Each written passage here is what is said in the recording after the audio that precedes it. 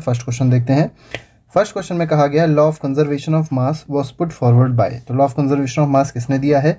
A option is Dalton, B option is Proust, C option is Antoine Lavoisier and D option is Einstein. तो ये दिया है C option, that is Lavoisier is the correct answer. तो Antoine Lavoisier ने law of conservation of mass दिया था। Next में कहा गया है matter can neither be created nor be destroyed. अब इसमें क्या कहा गया है, जो मैटर है वो ना ही क्रिएट किया जाता है ना ही डिस्ट्रॉय किया जा सकता है। इसको क्या कहते हैं? This is called law of constant proportion, गलत है। This is called law of conservation of मास। तो बी ऑप्शन में सही हो जाएगा। क्वेश्चन नंबर 3 देखिए, इसमें कहा गया law of multiple proportion was put forward bye. अभी तो हम लोग ने देखा था law of constant, law of conservation of मास, इसके बाद है लॉ ऑफ मल्टीपल प्रोपोर्शन। तो ये किसने दिया था? तो ये जॉन डाल्टन ने दिया था। प्राउस्ट ने क्या दिया था? प्राउस्ट ने दिया था लॉ ऑफ कांस्टेंट प्रोपोर्शन। तो अगर आपसे पूछा जाए who gave law of constant proportion, तो आप क्या कहेंगे? तो आप कहेंगे द आंसर इज जॉन, मतलब Joseph Proust. Next is question number 4। A chemical compound is always made up of same elements combined together in fixed proportion by मास। देखिए जो भी कंपाउंड होता है, जो भी केमिकल कंपाउंड होता है, वो हमेशा सेम एलिमेंट का बनता है। जैसे वाटर है तो वाटर में हमेशा 2 ही एलिमेंट पाए जाएंगे, हाइड्रोजन और ऑक्सीजन, और सेम मास के रेशियो में वो हमेशा मिक्स होते हैं। अब इस लॉ को कहते क्या है? तो इस लॉ को कहते हैं law of constant proportion. Next is question number 5। Question 5 में कहा गया the formula of chloride of a molecule M is MCl3। देखिए MCl3 अगर फॉर्मूला है तो ये कैसे बना होगा? MCl3 का मतलब ये है, हमको क्लोरीन पे पता है, Cl पे तो 1 माइनस होता है, तो M पे क्या होना चाहिए कि यहाँ पे MCl3 फॉर्मूला बन जाए तो M पे 3 प्लस होना चाहिए। ठीक है, तो M पे चार्ज क्या हो जाएगा? M पे चार्ज हो जाएगा 3 प्लस। अब M पे चार्ज जब 3 प्लस हो गया तो हमको जानना है फॉस्फेट का फॉर्मूला क्या होगा, M के फॉस्फेट का फॉर्मूला क्या होगा। अब फॉस्फेट का अगर आयन देखें तो होता है PO4 3 माइनस। ठीक है, PO4 3 माइनस है और M 3 प्लस है, दोनों को अगर ऐड करेंगे, ठीक है, तो 3 प्लस 3 माइनस कट जाएगा और क्या बन जाएगा? MPO4 बन जाएगा। तो MPO4 बी ऑप्शन इसका सही है। क्वेश्चन नंबर 6 में देखिए the ratio of H and O, hydrogen और ऑक्सीजन का रेशियो बताना है H2O2 में। ठीक है, तो H2 में अगर देखें मास का रेशियो क्या हो जाएगा, तो H2 का मास हो जाएगा 2 और O2 का अगर मास देखा जाए तो एक ऑक्सीजन का मास होता है 16, 2 का ऑक्सीजन का मास हो जाएगा 32। ठीक है, तो 2:30, 2 इसका आंसर हो जाएगा, मतलब 1:, क्या बन जाएगा? अगर 1:2 आप देखें तो 1:16 बन जाएगा। ठीक है, तो 1:16, बच्चे यहाँ कंफ्यूज हो जाएंगे, 16:1 पे आंसर लगा देंगे, गलत है। तो डी ऑप्शन पे आपको टिक करना है, that is 1:16। Next question is question number 7। Which has the largest number of molecules. आपको बताना है सबसे ज़्यादा मॉलिक्यूल्स किस में है। तो नंबर ऑफ मॉलिक्यूल्स निकालने के लिए आपको फॉर्मूला पता होगा, मास अपॉन मॉलिक्यूलर मास होता है is equal to number of molecules upon Avogadro number. अब देखिए मास सब में अगर आप देखें तो सेम है, 28 ग्राम ही है। चेंज क्या हो रहा है? एवोगैड्रो नंबर भी सेम रहेगा, इसका मतलब ये भी कांस्टेंट ये भी कांस्टेंट, तो चेंज क्या होगा? Molar mass. अब देखिए जो नंबर ऑफ मॉलिक्यूल्स हैं ये इन्वर्सली प्रोपोर्शनल है ना मोलर मास के, इसका मतलब जितना ज़्यादा मोलर मास होगा, ठीक है, जितना ज़्यादा मोलर मास होगा नंबर ऑफ मॉलिक्यूल्स उतने ही कम होंगे। हमसे पूछा गया लार्जेस्ट मॉलिक्यूल किस में होंगे, तो सबसे ज़्यादा नंबर ऑफ मॉलिक्यूल्स उसमें होंगे जिसका मोलर मास सबसे कम होगा। सबसे कम मोलर मास किसका है, बस हमको ये देखना है। तो N2O में अगर देखें तो N का होता है 14, 14 2 28, 28 प्लस 16 कितना हो जाएगा? तो ये हो जाएगा 44, हाँ 44 हो जाएगा, 36 44। ठीक, सेकंड का देख लीजिए, इसका भी 44 होता है, 12 और 32 44। इसका देखिए H2O का क्या हो जाएगा, ये हो जाएगा 18। ठीक है, H2O का मोलर मास हो जाएगा 18U, और इसका अगर देखा जाए तो इसका और ज़्यादा होगा। इसका मतलब सबसे कम मोलर मास किसका है? सी ऑप्शन का है। ठीक है, सबसे कम मोलर मास सी ऑप्शन का है, इसका मतलब सबसे ज़्यादा number of molecule C option में होंगे। तो 28 gram of H2O is the correct answer. Next question number 8 देखिए the molecular formula of zinc phosphate. अब देखिए जिंक फॉस्फेट का आपको फॉर्मूला बताना है। अब देखिए बहुत सिंपल है, Zn पे आपको पता होगा 2 प्लस चार्ज होता है, PO4 पे अगर देखें तो 3 माइनस का चार्ज होता है, 3 चला जाएगा इधर, 2 चला जाएगा इधर, तो क्या बन जाएगा? Zn3 PO4। ठीक है, और इसका 2 इधर जब जाएगा तो होल ट्वाइस बना देगा। ठीक है, तो इसका सी ऑप्शन सही हो जाएगा। नेक्स्ट देखिए क्वेश्चन नंबर 9 है the accepted unit of atomic mass and molecular masses. तो एटॉमिक मास यूनिट और मॉलिक्यूलर मास यूनिट क्या है? तो AMU है, atomic mass unit is the correct answer. ठीक है, नेक्स्ट क्वेश्चन देख लेते हैं। नेक्स्ट क्वेश्चन में क्या कहा गया, देखिए अगर और ध्यान से देखा जाए तो एटॉमिक मास यूनिट जो है वो एटॉमिक मास यूनिट आ जाएगी। मॉलिक्यूलर मास की यूनिट अगर देखी जाए, दोनों की अगर यूनिट देखी जाए तो ग्राम पर मोल इसकी करेक्ट आंसर होना चाहिए। ठीक है, तो ग्राम पर मोल क्योंकि नहीं दिया है तो हम लोग मोस्ट एक्यूरेट अगर देखें तो इसमें AMU ही लगाएंगे। नेक्स्ट क्वेश्चन देख लेते हैं, क्वेश्चन नंबर 10 है। इसमें कहा गया वैलेंसी ऑफ नोबल गैस। अब नोबल गैस में आपको पता है आउटर मोस्ट जो कन्फिग्रेशन होता है वो कम्प्लीटली फिल्ड होता है, और क्योंकि कम्प्लीटली फिल्ड है तो हम लोग क्या कहते हैं कि ना ही वो कोई इलेक्ट्रॉन ले सकता है ना ही वो कोई इलेक्ट्रॉन दे सकता है, तो इसकी वैलेंसी क्या होती है, 0 होती है। बी ऑप्शन इसका सही है। नेक्स्ट क्वेश्चन देखिए, क्वेश्चन नंबर 11 है। क्वेश्चन 11 में क्या कहा गया, the number of atoms of hydrogen present in 1 mole of ethyne that is C2H2 is. अब आपको बताना है कितने नंबर ऑफ एटम प्रेजेंट है हाइड्रोजन के। अब देखिए अगर एक मॉलिक्यूल में देखा जाए तो एक मॉलिक्यूल में कितने एटम्स हैं, एक मॉलिक्यूल में अगर देखें तो 2 एटम्स हैं। ठीक, तो सबसे पहला हमारे पास काम क्या होना चाहिए कि हम लोग इसके नंबर ऑफ मॉलिक्यूल्स निकालने। कैसे निकलेंगे, हमको नंबर ऑफ मोल्स पता है, नंबर ऑफ मोल्स का फॉर्मूला लगा दीजिए। नंबर ऑफ मोल्स का फॉर्मूला होता है number of molecules upon Avogadro number, तो Na लिख लीजिए इसको। यहाँ से आपको नंबर ऑफ मोल्स पता है 1, तो n क्या हो जाएगा 1, तो फॉर्मूला क्या बन जाएगा 1 is equal to number of molecules upon Na। ठीक है, तो नंबर ऑफ मॉलिक्यूल्स ऑफ किसके मॉलिक्यूल की बात हो रही है, इथाइन के मॉलिक्यूल की बात हो रही है, तो ये किसके बराबर हो जाएगा, Na के बराबर हो जाएगा। अब देखिए एक मॉलिक्यूल में कितने एटम्स थे, 2 एटम थे। अब मॉलिक्यूल कितने हैं, Na एटम्स हैं, तो इसमें कितने एटम हो जाएंगे, डबल हो जाएंगे, तो 2 × 6.023 × 10⁻23 is the correct answer, that is option number B.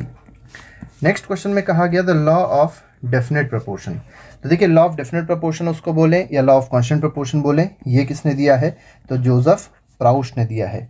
Dalton ने क्या दिया है, लॉ ऑफ मल्टीपल प्रोपोर्शन दिया है। एंटनी लेवॉइजर ने क्या दिया है, law of conservation of mass दिया है। Next is question number 13, sulphur and phosphorus molecule. देखिए जो सल्फर का मॉलिक्यूल है वो कैसे एग्जिस्ट करता है, सल्फर तो S8 के फॉर्म में एग्जिस्ट करता है, फॉस्फोरस याद रखिएगा P4 के फॉर्म में एग्जिस्ट करता है। इसका मतलब ऑक्टा एटॉमिक है, 8 एटम्स होते हैं इसमें, और P4 टेट्रा एटॉमिक है क्योंकि 4 एटम्स हैं फॉस्फोरस के, तो इसका आंसर क्या हो जाएगा S8P4, that is option number C. Next question, buckminsterfullerene का फॉर्मूला पूछा गया है, तो C60 होता है, बी ऑप्शन इसका सही है। नेक्स्ट इज क्वेश्चन नंबर 15, इसमें देखिए मॉलिक्यूलर मास बोला गया है of a molecule of cane sugar. अब देखिए केन शुगर का फॉर्मूला पहले समझिए, C12 होता है, H22 होता है, ठीक है, C12 H22 O11 होता है। कैसे निकालेंगे, तो 12 × 12 पहले आप कर दीजिए, तो 12 × 12 कर दीजिए 144 हो जाएगा, प्लस 22 × 1 22 हो जाएगा, प्लस एक का होता है 16 16 × 11 कर दिए 176 हो जाएगा। तो क्या करना है 144 प्लस 176 प्लस 22, ठीक है, सबको आप जोड़ेंगे तो आपको पता है आंसर 342 ही आना चाहिए, तो 342 इज द करेक्ट आंसर। ग्राम पर मोल इसकी यूनिट हो जाएगी, मॉलिक्यूलर मास है, ग्राम पर मोल इसकी यूनिट होती है। नेक्स्ट इज क्वेश्चन नंबर 16, इसको देख लीजिए, what valencies does element phosphorus show in their molecules. तो फॉस्फोरस की वैलेंसी क्या होती है, फॉस्फोरस की 2 वैलेंसीज होती हैं, याद रखिएगा 3 भी होती है और 5 भी होती है, ठीक है, तो इसका ऑप्शन नंबर सी सही है। Next is question number 17, question 17 देखिए, which of the following does not show variable valency. इसमें से कौन ऐसा है जो वेरिएबल वैलेंसी शो नहीं करेगा, ठीक है, तो आयरन शो करेगा, गोल्ड शो करेगा, कॉपर शो करेगा, सिल्वर जो है ये नहीं शो करता। सिल्वर की वैलेंसी क्या होती है, Ag1 होती है, ठीक है, 1+ इसके चार्ज होता है हमेशा, वैलेंसी हमेशा इसकी 1 होती है, वैलेंसी इसकी बदल नहीं सकती। नेक्स्ट इज क्वेश्चन नंबर 18, ठीक है, इसमें देखिए क्या कहा गया, element form oxide M2O3 form कर रहा है। अब M2O3 बिल्कुल आप देखेंगे तो Al2O3 की तरह है, ठीक है, Al2O3 की तरह इसका फॉर्मेशन है। इसका मतलब जो M है वो किसके सिमिलर है, Al के सिमिलर है, तो M पे चार्ज क्या हो जाएगा 3+ हो जाएगा, सिंपल सी बात है। अब इसका फॉस्फेट बताना है तो PO4 3- लिख लीजिए, ठीक है, ये 3 + 3 कट कर दीजिए तो MPO4 फिर से आंसर बन जाएगा। अभी ऐसा ही क्वेश्चन हम लोग ने देखा था, तो MPO4 is the correct answer, that is option number C. Next question, question number 19 है, the number of molecules of water H2O in 1 gram of water will be nearly. अब देखिए मास हमको दिया है 1 ग्राम, तो मास आप लगाइए अपॉन मॉलिक्यूलर मास कितना होता है 18 is equal to number of molecules का formula n, number of molecules को nm मान लीजिए, अपॉन एवोगैड्रो नंबर आप करेंगे तो 6.02 × 10⁻23 हो जाएगा। इसको आप ऊपर भेज दीजिए और सॉल्व कर लीजिए, तो कितना हो जाएगा 6.02 × 10⁻23 अपॉन 18, ठीक है, तो ये नंबर ऑफ मॉलिक्यूल्स हो जाएंगे। अब आप इसको सॉल्व कर लेंगे और आपको आंसर मिल जाएगा। ठीक है, तो अगर देखा जाए तो 18 2 ज़ा 36, 18 3 ज़ा 54 अप्रॉक्सीमेटली जो होना चाहिए। ठीक है, अगर बहुत ध्यान से देखा जाए तो यहाँ पे पॉइंट अगर लगाएं तो हम लोग ये इसका आंसर आपको मिलेगा 3.34 इंटू 10^22। आप इसको सॉल्व करके देख लीजिएगा, आपको ये मिल जाएगा आसानी से। ठीक है, तो इसका बी ऑप्शन सही है। Next is question number 20। The mass of one molecule of CO2 will be nearly equal to. देखिए, एक मॉलिक्यूल, नंबर ऑफ मॉलिक्यूल दिए गए हैं 1, तो मास अपॉन मोलर मास वाला फॉर्मूला लगेगा। मास लगाइए m, मोलर मास आपको पता है 44 होता है।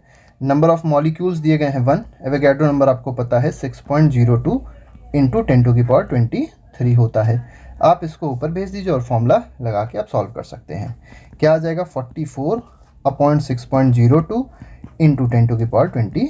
10^23 जो ऊपर जाएगा तो -23 हो जाएगा, और इसको अगर आप कट करें तो 6 7 जा 42, 7.31 इसका आंसर आना चाहिए। ठीक है, तो इसका आंसर ए ऑप्शन हो जाएगा। नेक्स्ट क्वेश्चन देखिए, क्वेश्चन नंबर 21 है। इसमें कहा गया the reference standard use for defining atomic mass unit. तो एटॉमिक मास यूनिट को डिफाइन करने के लिए जो स्टैंडर्ड होता है वो कौन सा एटम है? कार्बन 12 है। कार्बन का एक आइसोटोप है जिसका नाम है carbon 12। Next is question number 22। The element whose gram atomic mass and gram molecular mass. तो एटॉमिक मास और मॉलिकुलर मास किस 23 में देखिए the number of molecules present in इतने एटम्स ऑफ हीलियम। अब हीलियम देखें अगर बहुत ध्यान से, तो हीलियम अगर देखा जाए तो हीलियम का एटॉमिक नंबर तो 2 होता है, लेकिन एटॉमिक मास क्या होता है? तो एटॉमिक मास क्या होगा? एटॉमिक मास क्या होगा इसका हीलियम का? तो एटॉमिक मास इसका होता है 4। ठीक है, 4 एटॉमिक मास होता है, याद रखिएगा। अब देखिए क्वेश्चन में क्या कहा गया, number of moles present. Number of moles निकालने सिंपल सी चीज़ है, नंबर ऑफ मोल्स का फॉर्मूला लगाइए।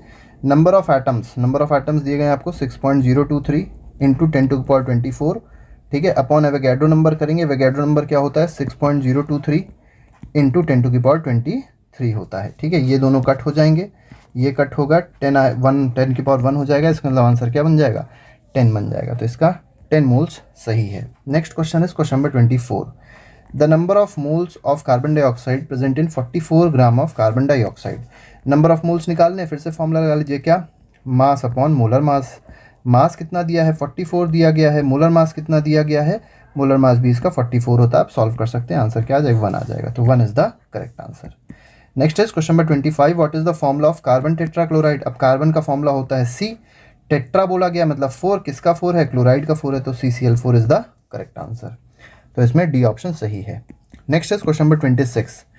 Common hydrogen is also called. अब देखिए कॉमन हाइड्रोजन जो होती है, जो हम लोग अक्सर बोलते हैं, वो क्या होता है? वो प्रोटियम एटम है। ठीक है, जिसको कहते हैं 1H1, जिसका एटॉमिक नंबर भी वही है और एटॉमिक मास भी वही है। अगर ड्यूटीरियम देखा जाए तो ये होता है 1H2। ठीक है, और अगर ट्राइटियम देखा जाए तो ये होता है 1H3। आपने हैवी वाटर सुना होगा, हैवी वाटर में ये ड्यूटीरियम होता है। Next question is question number 27। Number of molecules present in 32 gram of oxygen. अब देखिए नंबर ऑफ मॉलिक्यूल्स निकालना है तो आप फॉर्मूला लगाएंगे, mass upon molar mass is equal to number of molecules upon Avogadro number. ठीक है, मास कितना है? 32 है, 32 अपॉन मोलर मास कितना है? ये भी 32 है। ठीक है, इट इम्प्लाइज कर दीजिए, इज इक्वल टू क्या हो जाएगा? नंबर ऑफ क्या है? नंबर ऑफ मॉलिक्यूल्स, ये हम लोग को निकालना है, इसको x मान लीजिए, एवोगैड्रो नंबर को आप Na मान लीजिए। ये कट जाएगा, Na ऊपर चला जाएगा, तो Na इसका सही आंसर है, दैट इज 6.02 इंटू 10^23। तो ए ऑप्शन इसका सही है। नेक्स्ट 28 में कहा गया 100 gram of CuCO3 when heated strongly in a test tube, CO2 gas escape कर जाएगी। बिल्कुल सिंपल सी बात है। बचेगा क्या? कैल्शियम ऑक्साइड बचेगा। बताना क्या है? रेसिड्यू लेफ्ट बिहाइंड विल वे। अब कैल्शियम ऑक्साइड का वेट कितना होगा? अब देखिए जो 100 ग्राम है, किसका वेट होता है? ये वेट है कैल्शियम कार्बोनेट का, ये मॉलिक्यूलर मास भी है इसका। ठीक है, अच्छी बात तो ये है कि 100 ग्राम इसका मॉलिक्यूलर मास भी है। और अगर CO2 का देखा जाए तो 44 है। अब जब 44 ग्राम निकल गया 100 में से, तो बचा कितना? 56 ही तो बचा, तो 56 ग्राम इसका सही आंसर होना चाहिए। ठीक, नेक्स्ट क्वेश्चन देखिए, क्वेश्चन नंबर 29 है। What is the percentage of C। Carbon की परसेंटेज बतानी है CaCO3 में। अब CaCO3 का टोटल मास कितना है? ये है 100 ग्राम पर मोल, या 100 ग्राम से अगर देखा जाए तो अगर इसको 100 ग्राम लेंगे तो कार्बन कितना होता है? कार्बन होता है 12, तो 12/100 इंटू 100। ये 100 कट के कितना आंसर आया? 12% आंसर आ गया। ठीक है, तो सी ऑप्शन इसका सही हो जाएगा। नेक्स्ट क्वेश्चन 30th है। Amount of oxygen which will combine with 1 gram of hydrogen to form H2O will be. अब देखिए आपको बताना है कितना ऑक्सीजन कंबाइन करेगा किसके साथ में? 1 ग्राम ऑफ हाइड्रोजन के साथ में। बहुत अच्छा क्वेश्चन है। देखिए आप सिंपल अगर देखें तो H2 + O2 क्या देता है, H2O देता है। अब अगर देखा जाए H2O अगर 1 बन रहा है, 1 ग्राम, देखिए 1 ग्राम हाइड्रोजन है, अगर हाइड्रोजन 1 ग्राम यूज़ हो रहा है, ठीक है, 1 ग्राम मतलब H यूज़ हो रहा है, H2 अगर देखा जाए तो 2 ग्राम्स यूज़ होगा। तो अगर ऑक्सीजन देखा जाए तो कितना यूज़ होना चाहिए, इसके लिए आप पहले इसको बैलेंस कर लीजिए, हाफ इसको कर दीजिए, हाफ कर देंगे तो आपको बराबर मिल जाएगा, ठीक है। तो इस पे होना चाहिए 32, लेकिन 30 देखिए ऑक्सीजन का अगर देखा है तो 32 होता है। अब 32 पे 1/2 भी लग गया बैलेंसिंग करने के लिए, तो 16 हो गया। तो 16 gram of oxygen should be use. तो इसका आंसर ए ऑप्शन हो जाएगा। क्वेश्चन नंबर 31 देखिए, Latin name of Ag, silver का लैटिन नेम क्या होता है, तो आर्जेंटम होता है, सिंपल सी बात है। Next is at 1 atomic mass unit AMU stands for 1/12 of the mass of dash isotope. तो एटॉमिक मास यूनिट की अगर डेफिनेशन देखेंगे तो कार्बन 12 आइसोटोप होता है। तो इसका ऑप्शन क्या हो जाएगा, ऑप्शन नंबर सी इसका सही है। Next is phosphorus molecule atomicity. तो फॉस्फोरस भी हम लोग ने देखा था किस फॉर्म में एग्जिस्ट कर रहा था, तो P4 मॉलिक्यूल के फॉर्म में एग्जिस्ट, तो एटॉमिसिटी 4 हो जाएगी इसकी। अब यहाँ पे एटॉमिसिटी देखिए पूछी गई कैसा एटॉमिक है, तो NH3 में अगर देखें कितने एटम्स हैं, तो 4 एटम्स है, तो ये कैसा एटॉमिक हो जाएगा, टेट्रा एटॉमिक हो जाएगा। तो इसका ऑप्शन क्या है, ऑप्शन नंबर डी है। नेक्स्ट देखिए क्वेश्चन नंबर 35 है। 35 में देखिए क्या कहा गया, molecular mass of glucose, glucose का फॉर्मूला C6H12O6। अब देखिए 12 को आप पहले किससे मल्टीप्लाई करेंगे, 6 से, प्लस 12 हाइड्रोजन है तो 12 को मल्टीप्लाई कर दीजिए 1 से, प्लस ऑक्सीजन 6 है, एक का होता है 16, 6 96, तो 12 6 क्या हो जाएगा 72 प्लस 12 प्लस 96, ठीक है। तो ये हो जाएगा कितना 180 अप्रॉक्सीमेटली आ जाएगा। तो 180 इज़ द करेक्ट आंसर। आप जोड़ लीजिएगा आपको आंसर मिल जाएगा। नेक्स्ट क्वेश्चन, क्वेश्चन नंबर 36 है। एल्युमिनियम सल्फेट का फॉर्मूला पूछा गया है। एल्युमिनियम अगर देखा जाए तो वैलेंसी 3+, SO4 पे वैलेंसी क्या होती है 2-, इसको उधर भेजा, इसको उधर भेजा, क्या बन जाएगा Al2SO4 का होल थ्राइस, ठीक है। तो ये आंसर इसका हो जाएगा Al2SO4 का whole thrice, that is option number D. Next देखिए क्वेश्चन नंबर 37 है। The number of units of positive और negative charges present on an ion. तो किसी भी आयन, जैसे एल्युमिनियम आयन है, ठीक है, तो इस पे चार्ज क्या है, Al पे 3+, मतलब 3+ का चार्ज है। अब ये 3+ क्या है इसकी, तो ये इसकी वैलेंसी है, तो डी ऑप्शन इसका सही है। Next is question number 38, the formula of aluminium phosphate is. अब देखिए एल्युमिनियम फॉस्फेट का फॉर्मूला अभी हमने कई बार देखा, क्या देखा, Al पे अगर देखा जाए तो 3+ का चार्ज, PO4 पे देखा जाए तो 3- का चार्ज, दोनों कट गए, क्या आंसर आ गया AlPO4 आ गया। मतलब ये बहुत इंपॉर्टेंट है क्वेश्चन है, ठीक है, ये ऑप्शन सही हो जाएगा इसका। क्वेश्चन नंबर 39 पे आते हैं। क्वेश्चन नंबर 39 कट गया, चलिए कोई बात नहीं, थोड़ी सी यहाँ पे काउंटिंग में मिस्टेक्स हो गई, कोई दिक्कत नहीं है उसमें। नेक्स्ट क्वेश्चन देखते हैं, क्वेश्चन नंबर 43 जो भी है, ठीक है। The mass of 1 molecule of NH3 is nearly. तो NH3 का जो मास है, एक मॉलिक्यूल NH3 का जो मास होगा वो क्या होगा बताना है। तो सिंपल फॉर्मूला लगाइए, mass upon molar mass is equal to number of molecules, 1 दिया है, एवोगैड्रो नंबर Na होता है, हमको पता है। मास निकालना है हम लोग को, तो मोलर मास NH3 का हमको पता है 17 हो जाएगा। आप 17 को उधर भेज दिए तो 17/Na हमारा आंसर हो जाएगा, that is option number B. Question number next देखते हैं, पैराग्राफ बेस्ड क्वेश्चन है। तो पैराग्राफ बेस्ड क्वेश्चन में हम लोग ज़्यादा पैराग्राफ नहीं ध्यान देंगे, आप लोग पैराग्राफ पढ़ लीजिए। हालांकि पैराग्राफ में कुछ नहीं होता है, सिर्फ आपको मेन जो फोकस करना होता है वो किस पे करना होता है, क्वेश्चन पे करना होता है। Total number of atoms present in 10 gram of calcium carbonate, ठीक है। कैल्शियम कार्बोनेट में आपको बताना है टोटल एटम्स कितने होंगे। आप फॉर्मूला लगाएंगे, पहले आपको मॉलिक्यूल्स निकालने पड़ेंगे। मॉलिक्यूल्स के लिए आप लगा लीजिए mass upon molar mass is equal to number of molecules, इसको x मान लीजिए, अपॉन एवोगैड्रो नंबर को Na मान लीजिए। मास कितना दिया गया है, 10 दिया गया है। मोलर मास हमको पता है 100 होता है, is equal to x upon Na, ठीक है। तो Na ऊपर चला जाएगा, ये कट जाएगा, तो Na/10 आ जाएगा। तो x की वैल्यू क्या आ गई, Na/10 आ गई, सिंपल सी बात है। तो इतने मॉलिक्यूल्स प्रेजेंट हैं, लेकिन हमसे कहा क्या गया कितने एटम्स प्रेजेंट हैं। अब देखिए एटम्स निकालने के लिए आपको करना सिंपल सा काम है। कैल्शियम में पता है 1 एटम हो गया, दूसरा कार्बन हो गया और 3 एटम इसके, तो टोटल एटम एक में कितने हैं, एक मॉलिक्यूल में 5 एटम हैं। तो इतने मॉलिक्यूल में कितने हो जाएंगे, इतने x मॉलिक्यूल्स में हो जाएंगे, इंटू 5 कर दीजिए, तो Na/2 आंसर आना चाहिए। Na/2 का मतलब क्या है, Na/2 तो यहाँ पे कोई ऑप्शन भी शायद नहीं है, ये सही है। देखिए अगर देखा जाए तो डी ऑप्शन जो है वो एक तरीके से Na/2 ही है, ठीक है। तो इसको आप लोग सही कर देंगे। आप ज़्यादा अगर सोच रहे हो तो आप मल्टीप्लाई करके वैल्यू फाइंड आउट करके आप इसको देख सकते हैं। नेक्स्ट क्वेश्चन देखिए, क्वेश्चन नंबर 45 है। If the atomic mass is a fraction atomic mass किसी भी एलिमेंट का अगर फ्रैक्शन में है, इसका मतलब जो एटम है वो कैसे एग्जिस्ट करता है, तो वो आइसोटोप के फॉर्म में एग्जिस्ट करता है। आइसोटोप आपको पता होगा, सेम एलिमेंट के एटम्स होते हैं, उनका एटॉमिक नंबर तो सेम होगा लेकिन एटॉमिक मास डिफरेंट होगा। जैसे कार्बन है, कार्बन 12, कार्बन 13, कार्बन 14, 3 फॉर्म में एग्जिस्ट करता है, उसके एटॉमिक मासेस तो 12, 13, 14 है, लेकिन एटॉमिक नंबर देखा जाए तो वो तीनों में 6 है। ठीक है, नेक्स्ट क्वेश्चन देखिए, क्वेश्चन नंबर 46 है। इसमें कहा गया chlorine is found to exist in nature on the form of 2 isotopes. 2 isotope के फॉर्म में एग्जिस्ट करते हैं, दोनों का एटॉमिक मास दिया गया है, एक का 35 है, एक का 37 है। On what, on the basis of your knowledge, आप अपनी नॉलेज पे इस चीज़ को समझिए कि दोनों में परसेंटेज क्या होता है, रेशियो जो होता है वो आपको पता होना चाहिए। एवरेज एटॉमिक मास बताना इनका क्या होता है, तो 35.5 होता है। बी ऑप्शन इसमें सही है। नेक्स्ट क्वेश्चन 47 है। इसमें कहा गया the number of moles present in 60 gram of calcium. Number of moles का फॉर्मूला लगा लीजिए, number of mass upon atomic mass, क्योंकि एटम है। ठीक है, मास कितना है 60, एटॉमिक मास कितना है 40, दोनों का आप डिवाइड कर दें, कितना आ जाएगा 1.5 आ जाएगा। तो बी ऑप्शन इसका सही है। नेक्स्ट देखिए क्वेश्चन नंबर 48 में असर्शन रीजनिंग क्वेश्चन हैं यहाँ पे। ABCD आपको आंसर क्वेश्चन देख लेते हैं क्या होता है। तो ए का मतलब होता है दोनों करेक्ट है और एक्सप्लेनेशन भी, ए का जो रीज़न है वो एक्सप्लेनेशन है असर्शन का। बी अगर आप टिक करेंगे इसका मतलब क्या होता है कि असर्शन रीज़न दोनों सही है लेकिन करेक्ट एक्सप्लेनेशन नहीं है वहाँ पर। सी जो होता है उसका मतलब होता है ए सही है, बी आर गलत है, रीज़न गलत है। और डी का मतलब होता है असर्शन गलत है और रीज़न जो है वो सही हो सकता है। नेक्स्ट इज क्वेश्चन नंबर 48 देखते हैं।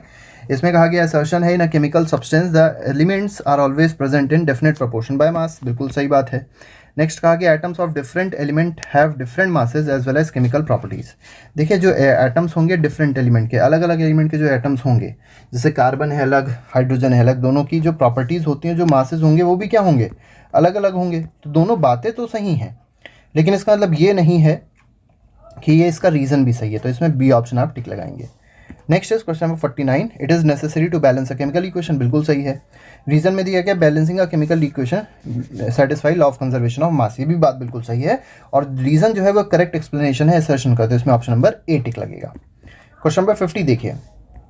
असर्शन में दिया गया relative atomic mass is pure number and hence it has no unit. बिल्कुल सही बात है। Relative atomic mass, relative word जहाँ पे भी आ जाए तो समझ जाइए वहाँ पर कोई यूनिट नहीं होने वाली है, वो क्या होगा, एक प्योर नंबर होगा। बिल्कुल सही बात है।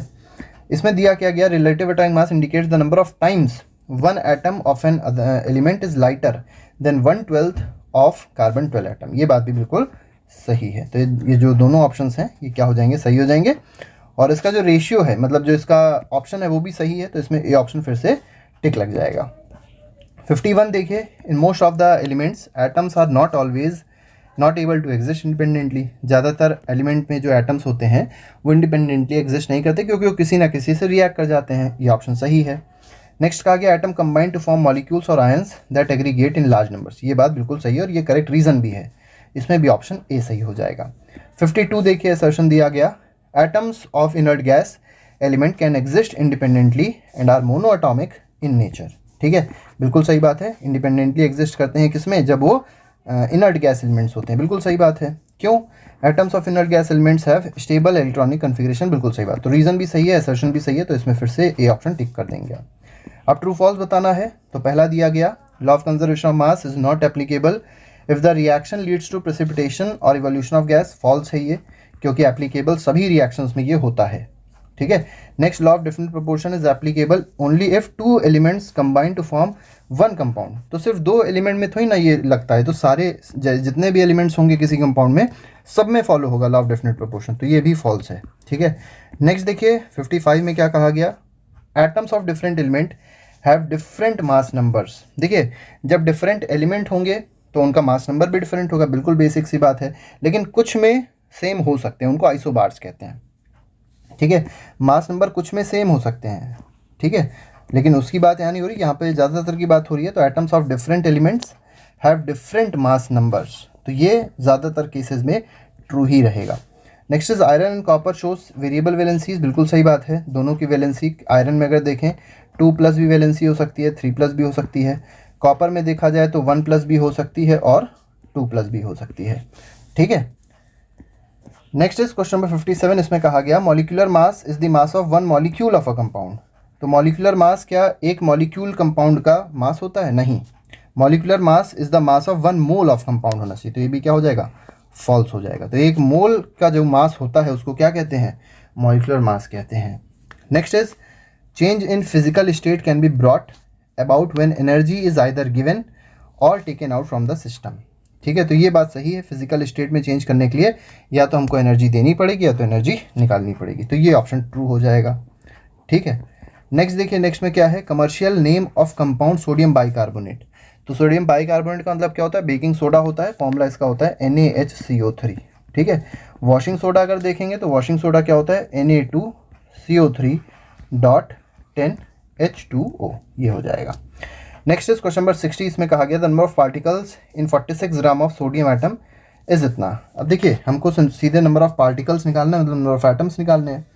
सिंपल फॉर्मूला लगा दीजिए, mass upon molar mass is equal to number of atoms या नंबर ऑफ पार्टिकल्स को x मान लीजिए, एवोगाड्रो नंबर को आप Na मान लीजिए। ठीक है, मास नहीं पता है हमको, यहाँ पे क्या दिया गया है, नंबर ऑफ एटम्स दिया गया है बस। ठीक है, तो यहाँ पे x की वैल्यू हमको दी गई है कितनी, 12.044 इंटू 10⁻23। अगर आप इसको Na से कट करेंगे तो 2 आ जाएगा। ठीक है, और अगर आप मास देखें, क्योंकि मास नंबर ऑफ पार्टिकल्स ही निकालने हैं, अच्छा नंबर ऑफ पार्टिकल्स निकालने थे, ये तो ट्रू फॉल्स का क्वेश्चन है ना बेटा, तो यहाँ पे आप x ही रहने दीजिए। ठीक है, तो नंबर ऑफ मास कितना दिया गया, मास दिया गया है 46, आपको पता है मास 46 है, मोलर मास आपको पता है कितना होगा, सोडियम का 23 होगा। ठीक है, इज इक्वल टू, अगर देखा जाए x अपॉन एवोगाड्रो नंबर आप करेंगे तो यहाँ पे 23 2 जा हो जाएगा और Na से 2 मल्टीप्लाई तो 2Na इसका आंसर आना चाहिए, तो 2Na आपको दिया भी गया आंसर, इसका मतलब ये ऑप्शन क्या है, ट्रू है। ठीक है, तो इस तरीके से 60 क्वेश्चन हमारे होते हैं कंप्लीट। तो आज के लिए हम लोग बस इतना ही रखेंगे, बाकी के क्वेश्चंस के लिए, बाकी के चैप्टर के लिए आप प्लेलिस्ट को चेक कर सकते हैं। प्लेलिस्ट हमारी MCQ बेस्ड भी है और जो सारे चैप्टर्स का हम लोग ने चैप्टर बनाया है, ठीक है, चैप्टर एक्सप्लेनेशन है, वो भी आपको देख सकते हैं आसानी से, जिससे आपके सारे कॉन्सेप्ट्स इस चैप्टर से रिलेटेड है, बाकी चैप्टर से रिलेटेड कवर हो जाएंगे। ठीक है, तो आज के लिए फिलहाल इतना ही, लाइक और सब्सक्राइब जरूर कर दीजिएगा। थैंक यू, गुड बाय, जय हिंद।